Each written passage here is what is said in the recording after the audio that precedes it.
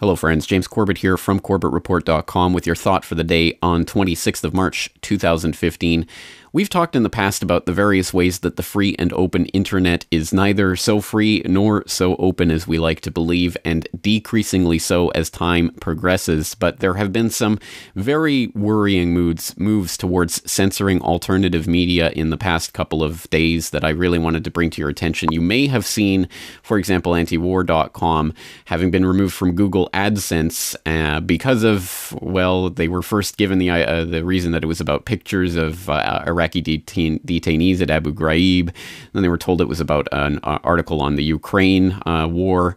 And they've had it restored and then taken away again. Just craziness going on with regards to that. But it is certainly not just antiwar.com that's been hit by this. Luke Rukowski has talked about how almost all of his videos have suddenly become demonetized, and the view count is now skewed much, much further downward than it used to be. And I can attest also from behind the scenes, same thing for me. My account has been demonetized, removed from Google AdSense, which is okay because I've never put a Google ad on my videos, and I never will, and never even considered it because I don't trust Google as far as I can throw them, and I wouldn't accept any money from them. But there you go. The people who were relying on them for part of their funding have now lost that funding source. For no adequately explained reason, but clearly something has gone on with Google, and they are now starting to censor based on political content. I mean, that is exactly what antiwar.com is talking about. That seems to be what's happened to Luke Rukowski, and that seems to be what they've decided behind the scenes about my account. And again, not that I care, but it shouldn't be surprising to those of us who know, for example, about the the documented relationship between Google and the NSA. There was a court ruling back in 2009, I want to say, that the court admitted that there was a relationship, but they couldn't release any of the details of it. Just last year, we got some leaked emails from NSA Director General Keith Alexander to Google executive Sergey Brin and Eric Schmidt, talking about Google's participation in refinement, engineering, and deployment of solutions to cyber threats, as well as the meetings that took place behind the scenes between Google, Apple, and Microsoft executives and NSA officials about coming up with core security principles for mobile devices, which is a laugh given what we know about the various ways that these mobile devices are tapped into by the NSA. Again, shouldn't be surprising. People might remember Nafiz Ahmed's expose on how the CIA made Google, various other points along that data trail that we've covered here on the Corbett Report in the past.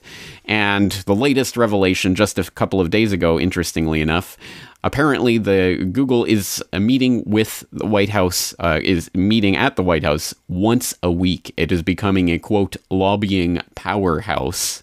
Or perhaps not becoming, but being exposed as a lobbying powerhouse behind the scenes. So intimate relationship between Google and the U.S. government. Where does one end and the other begin? Who even knows at this point? But they certainly seem to be cracking down on users. Unfortunately, for those who think Facebook might be a safer place, it isn't. Sorry, I'm kind of nervous. We have the President of the United States here.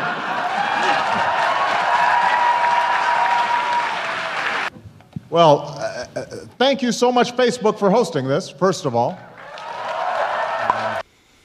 Yes, Facebook, of course, absolutely no different. A point highlighted in a recent conversation between Dan Dix and Jeffrey Tucker talking about Liberty.me and alternative social media sites that are trying to combat various Facebook and other types of censorship that they talk about and discuss in that video. Worth watching. Again, not a surprise to people who've been following the story. For example, in 2012, it was admitted, it was leaked, that Facebook has a content censorship list, and they employ people at minimum wage, I believe in the Philippines or somewhere like that, to go behind the scenes and secretly delete any content that goes against what they call the Bible. Internally, that's what they call their censorship book.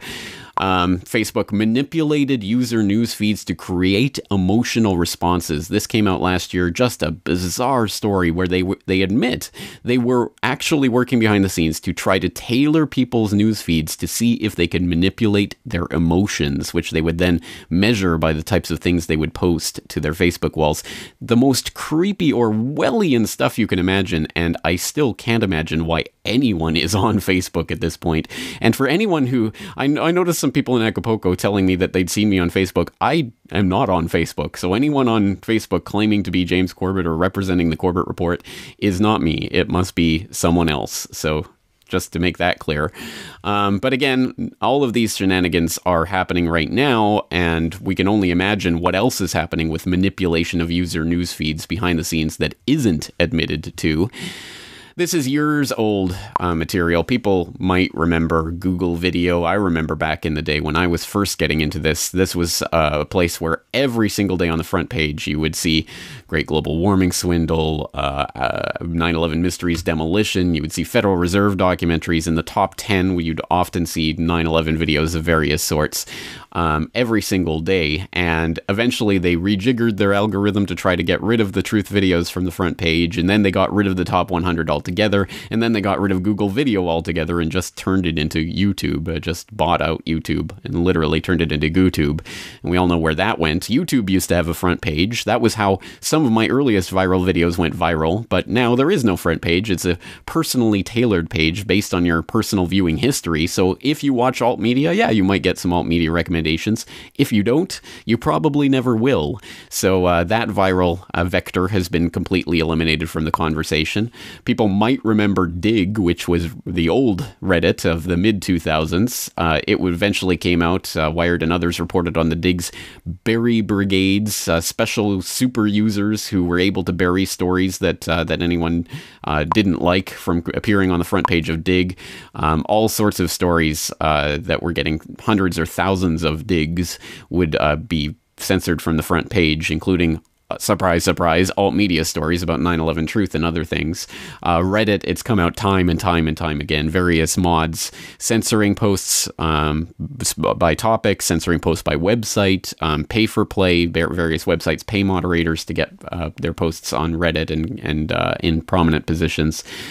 Again, the manipulations are nearly endless, and these latest ones are particularly worrying because, of course, it means that they're trying to cut at people at the source, at the monetary source, so that this type of information again cannot be created.